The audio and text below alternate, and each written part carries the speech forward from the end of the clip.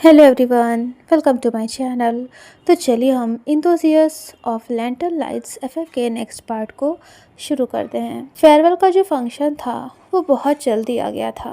जैसे बारिश शुरू होने से पहले आसमान में तूफान सा आ जाता है और बिजली कड़कती है, उसी की तरह वांगजी तो इस चीज़ को इमेजिन भी नहीं कर पा रहा था, सोच भी नहीं पा रहा था कि वो इतने वक्त में वेवूशा के कितना ज़्यादा करीब आ गया था कि उसे ये सोचकर बहुत तकलीफ़ हो रही थी कि अब उसके पास सिर्फ़ एक और साल था वेवूशैन के साथ बिताने के लिए।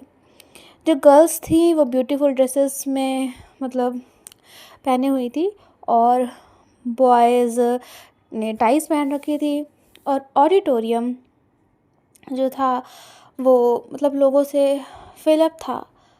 वांगजी स्टेज के पास शैडोज़ में मतलब लोगों के बीच में खड़ा हुआ था और उसने अपनी शर्ट को बहुत ही ना मतलब अच्छे से पहन रखा था, बिल्कुल नेक तक उसकी कवर्ड थी। और उसके टीचर ने यानी कि वांगची की टीचर ने जो उसे प्रोग्राम की लिस्ट दी थी, उसने उसे वांगजी ने अपने हाथ में बिल्कुल लाइफ लाइन जैसे कि उसकी ज़िंदगी होती है ना, वैसे ही अपने हाथ में उस लिस्ट को पकड़ रखा था। वांगजी उस दिन के वन ऑफ द वॉलंटियर्स में से एक था, मतलब जिन्होंने खुद से कहा था कि वो वर्क करेंगे, हेल्प करेंगे फंक्शन को कंप्लीट होने में। वांगजी को नहीं पता था कि वे वुशियन कौन सा डांस परफॉर्म करेगा, क्योंकि उसने वेवूशियन से पूछा ही नहीं था। लेकिन जब कर्टन्स हटे और लाइट्स वेवूशियन के चेहरे पर पड़ी तो वांगजी ने देखा वेवूशियन का फेस बिल्कुल सीरियस क्वाइट था, बिल्कुल अलग, जैसा कि उसने वेवूशियन के चेहरे पर कभी देखा ही नहीं था। वांगजी तो सांस लेना ही भूल गया था। क्या ये वही वेवूशियन था जिससे वांगजी बातें किया करता था, जिसे वांगजी जानता था? म्यूज़िक प्ले होती है जो कि काफ़ी लाउड या फ़नी नहीं थी, बल्कि सॉफ्ट थी, इमोशनल थी। वो एक सॉन्ग प्ले हो रहा था जो कि एक ऐसी मूवी का था जो कोई भी अब नहीं देखता था। ये सॉन्ग था लॉन्गिंग, यानी कि किसी की तड़प में कैसे वक्त बीतता है, किसी को याद करना कैसे होता है, इस पर वो सॉन्ग बेस्ड था। वेवूशियन ऐसे डांस कर रहा था जैसे कि वो अपनी स्टोरी को बयान कर रहा हो, लेकिन जितने भी लोग बैठे थे उनमें से सिर्फ वांगजी ही था जो वेवूशियन के उस डांस को और वेवूशियन के एक्सप्रेशंस को समझ पा रहा था। वेवूशियन का हर एक मूवमेंट पॉज के साथ था और मतलब बहुत ही अच्छे से वेवूशियन अपने डांस को परफॉर्म कर रहा था। लेकिन वेवूशियन के फेस पर कोई स्माइल नहीं थी और वो मतलब बिल्कुल मजाक के मूड में भी नहीं लग रहा था। ऐसा लग रहा था जैसे कि एक बॉय दूसरे बॉय के लिए सबके सामने डांस कर रहा था और इस तरह से डांस कर रहा था कि सिर्फ वही बॉय उसके डांस को समझे। और वांगजी तो वेवूशियन के डांस को और वेवूशियन के एक्सप्रेशंस को समझ रहा था। सिर्फ वही एक था जो वेवूशियन के हर एक मूवमेंट को मतलब ध्यान से मतलब रिकॉग्नाइज कर पा रहा था। वांगजी को खुद नहीं पता चला कि कब उसके फेस पर एक प्यारी सी स्माइल आ गई। क्या वेवूशियन भूल गया था कि वो सीनियर्स के लिए परफॉर्म कर रहा था? जब वेवूशियन का डांस एंड हुआ तो ऑडिटोरियम एक सेकंड के लिए बिल्कुल साइलेंट हो गया था, मतलब कोई कुछ भी नहीं बोल रहा था। तभी अचानक से तालियों की आवाज़ यानी क्लैपिंग की आवाज़ सुनाई दी। इससे पहले कि कोई और क्लैपिंग स्टार्ट कर पाता, वांगजी लान वांगजी स्कूल का सबसे क्वाइटेस्ट बॉय, मतलब सबसे ज़्यादा चुप रहने वाला बॉय, जिसने आज तक मॉर्निंग असेंबली में किसी से भी बात नहीं करी थी, जिसने कभी अपनी आवाज़ नहीं उठाई थी, आज वो सबसे पहले खड़ा हुआ था। वांगजी ने सबसे पहले क्लैप करना स्टार्ट किया, वो भी तेज़ आवाज़ में। उसे कोई शर्म नहीं थी और वो बहुत ही ओपनली वेवूशियन को सपोर्ट कर रहा था। जल्द ही और लोग भी जो बैठे हुए थे उन्होंने भी वेवूशियन के लिए क्लैप करना स्टार्ट कर दिया। सीनियर्स ने वेवूशियन को उसके डांस के लिए प्रेज़ किया और टीचर्स भी काफ़ी प्राउड लग रहे थे। लेकिन सिर्फ वांगजी ही एक ऐसा था जो वेवूशियन को और वेवूशियन के डांस को समझ पाया था। बल्कि इसकी जगह जो और लोग थे उन्होंने सिर्फ डांस को देखा ही था। मतलब सिर्फ वांगजी ही वेवूशियन को समझ पाया था। तभी अचानक से वेवूशियन ने वांगजी को देखा। उसकी आंखें नम थीं, लेकिन उसने अपनी नज़रें नहीं फेरी। ऐसा लग रहा था जैसे कि वेवूशियन ने अपने उस डांस में अपनी फीलिंग्स को बिल्कुल पोर कर दिया था। मतलब बिल्कुल अपनी फीलिंग्स को निचोड़ दिया था उस डांस में। उसे डर था कि कोई उसके कोई इसे रिजेक्ट कर देगा। उसे डर था एक रिजेक्शन का, और वो कॉन्फिडेंट नहीं था अपने एक्सप्रेशंस, अपनी फीलिंग्स को एक्सप्रेस करने में। कोई और वो चीज़ नहीं समझ पा रहा था जो वांगजी और वेवूशियन के दिल एक दूसरे के लिए महसूस कर रहे थे, समझ रहे थे, और अभी के लिए ये काफ़ी था। और उस एक मोमेंट में जबकि पूरी दुनिया बहुत ही डेंजरस थी, ख़तरनाक थी, हालांकि वांगजी और वेवूशियन के अराउंड जो वॉल्स थी वो थिन थी, मतलब कमज़ोर थी, और उनका फ्यूचर जो था वो भी अनसर्टेन था। मतलब किसी को नहीं पता था कि फ्यूचर में उनके साथ क्या होगा। लेकिन वांगजी और वेवूशियन एक साथ थे, एक दूसरे की फीलिंग्स को महसूस कर पा रहे थे, एक दूसरे के दिल को समझ पा रहे थे। यही काफ़ी था। उन्हें किसी की भी कोई फिक्र नहीं थी। वो दोनों एक दूसरे के दिल को समझ रहे थे। मार्च का महीना था और लास्ट का मार्च मंथ चल रहा था। सूर्य की रोशनी ने स्कूल के रूफटॉप को वार्मथ से भर दिया था। ऐसी फीलिंग आ रही थी कि अब समर की शुरुआत होने वाली है। लेकिन क्लास 12C के अंदर फैंस धीरे धीरे स्पीड में चल रहे थे, और हमेशा की तरह वेवूशियन अपने आप को खुद को एंटरटेन कर रहा था। वो और वांगजी जिस बेंच पर बैठे हुए थे, वेवूशियन उस बेंच पर थोड़ा सा आगे झुका। उसने अपने चिन को अपने हैंड पर रखा और वो ऐसे तिरछी निगाहों से वांगजी को देख रहा था। वेवूशियन कहता है, वांगजी तुम पिछले कुछ वक्त से काफ़ी कुछ लिख रहे हो ना, मैंने ये चीज़ नोटिस करी है। वांगजी ने नोटबुक से अपनी नज़रों को ऊपर नहीं उठाया और कहा कि ये स्कूल वर्क है। तो वांगजी की बात सुनकर वेवूशियन बोला, झूठे कहीं के, तुम जब अपना स्कूल वर्क करते हो तो वांगजी तुम्हारे ईयर्स रेड नहीं हो जाते हैं। अचानक से वांगजी जिस पेन से लिख रहा था वो पेन रुक जाता है, और इस चीज़ को वेवूशियन समझ गया था। वो फिर एक बार अपने जिस पोजीशन में बैठा हुआ था उसमें बैठता है और हंसते हुए बोला, वेवूशियन फिर एक बार अपने नॉर्मल पोजीशन में बैठ गया अपनी बेंच पर। उसने अपने हैंड्स को स्ट्रेच किया, तभी उसकी जो शर्ट थी ना वो थोड़ा सा ऊपर हो जाती है और उसकी यानी कि वेवूशियन की स्किन शो होने लगती है। वांगजी ने वेवूशियन की बेयर स्किन को देख लिया और तभी उसे अपनी नज़रों को दूसरी तरफ फेंक लिया।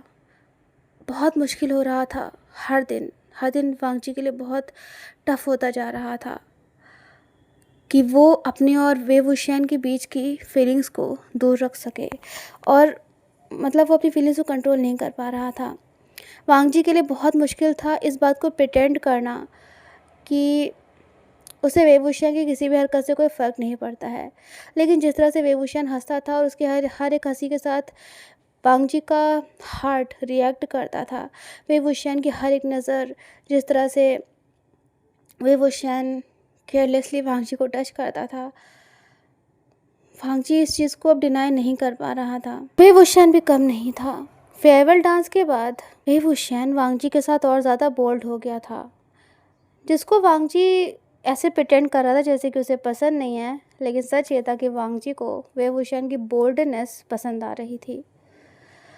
वेवूशियन अक्सर वांगजी को स्माइल करने पर मजबूर कर देता था और वांगजी के गाल और कान दोनों ही अक्सर रेड हो जाया करते थे, क्योंकि वेवभूषण ऐसी हरकतें करता था कि वांगजी बिल्कुल आश्चर्यचकित हो जाता था। लेकिन इस बार वांगजी ने खुद से प्रॉमिस किया था कि वो कोई गलती नहीं करेगा, कोई रिस्क नहीं लेगा। वो अपनी फीलिंग्स को अपने अंदर ही रखेगा, जो कि वो इतने वक्त से करता चला आ रहा था। लेकिन ये फीलिंग्स भी जो थी ना, वो वांगजी को जीने नहीं दे रही थी।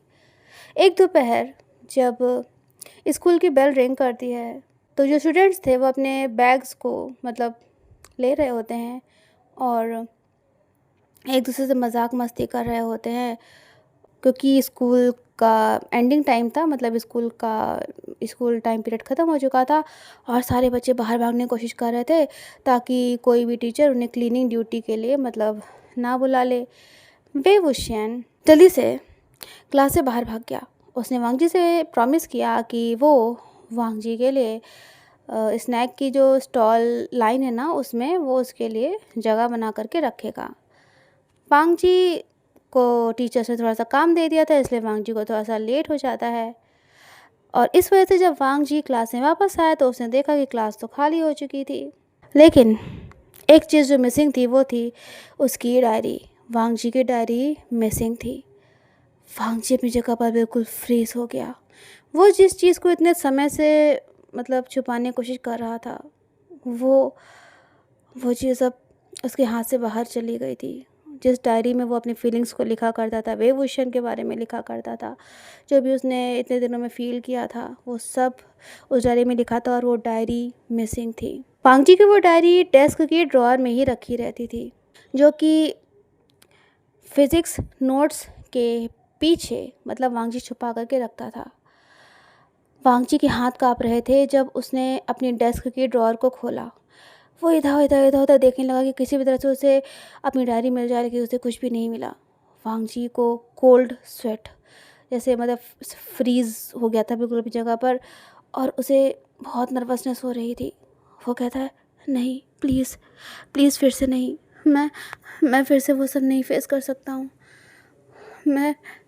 मैं फिर से वांगजी को अपने थ्रोट में ना ऐसा फील हो रहा था कि जैसे कि वो कुछ बोल ही नहीं पा रहा है। डोरवे में कोई खड़ा हुआ था पास में ही, और वो कोई और नहीं वेवूशियन था। अचानक से वांगजी का दिल ऐसा लगा धड़कना भूल सा गया था। वेवूशियन के हाथ में वांगजी की डायरी थी। वांगजी धीरे से कहता है, वेवूशियन प्लीज़। इस चीज़ को वांगजी डिनाई नहीं कर सकता था कि उसे थोड़ा सा सुकून मिला था जब उसने अपनी डायरी को वेवूशियन के हाथों में देखा था। लेकिन उसे डर था कि अगर वेवूशियन ने उस डायरी को रीड कर लिया। तभी वेवूशियन ने जल्दी से कहा, वांगजी मैंने इसे रीड नहीं किया है। तभी अचानक से वांगजी ने वो डायरी वेवूशियन के हाथ से ले ली और उसने अपने सीने से लगाते हुए कहा, वेवूशियन तुमने इसे क्यों लिया? तो वेवूशियन ने वांगजी को जवाब देते हुए कहा, मैंने इसे नहीं लिया और ये बाहर ही रखी हुई थी।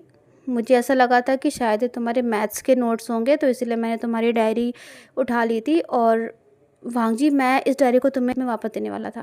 वांगजी अभी भी बहुत नर्वस था। वो कहता है, वेवूशियन क्या तुमने इस डायरी को रीड किया है? उसने ये बात बहुत धीरे से करी थी, ऐसे जैसे कि सिवाय उसके वेवूशियन को कोई और ना सुने। वेवूशियन ने तभी वांगजी की आंखों से आंखें मिलाई और कहा, वांगजी मैंने कहा ना कि मैंने नहीं पढ़ी है, और अगर मैंने पढ़ी भी है। तभी वांगजी ने बीच में वेवूशियन को रोक दिया और कहा, नहीं मत पढ़ना। वो पीछे की तरफ मुड़ गया, उसकी पूरी बॉडी कांप रही थी। वो कहता है, वेवूशियन कुछ भी मत कहना, भूल जाओ कि तुम्हें मेरी डायरी मिली थी। कुछ पल के लिए उसके और वेवूशियन के बीच में बिल्कुल साइलेंस छा गया था। वेवूशियन ने गहरी सांस लेता है, वो वांगजी के करीब गया और उसने कहा, लज्जा मैंने तुम्हारी डायरी को रीड नहीं किया है। उसने फिर से कहा, देखो ये मैं हूँ, सिर्फ मैं वेवूशियन। लज्जा तुम्हें किस बात का डर है? लेकिन तुम्हें पता भी है तुमने इस डायरी को ऐसे ही ओपन रख दिया था। मैंने बस एक लाइन पढ़ी थी, बस एक लाइन। वांगजी बोला, मैं फिर कभी अपनी डायरी को ऐसे ओपन नहीं करके छोड़ूंगा। लेकिन वेवभूषण, तुमने कौन सी लाइन पढ़ी थी?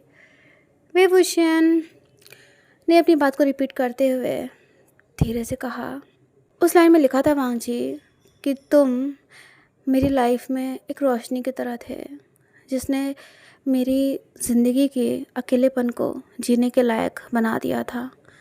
मैं अपनी ज़िंदगी के अकेलेपन को जी सकता था।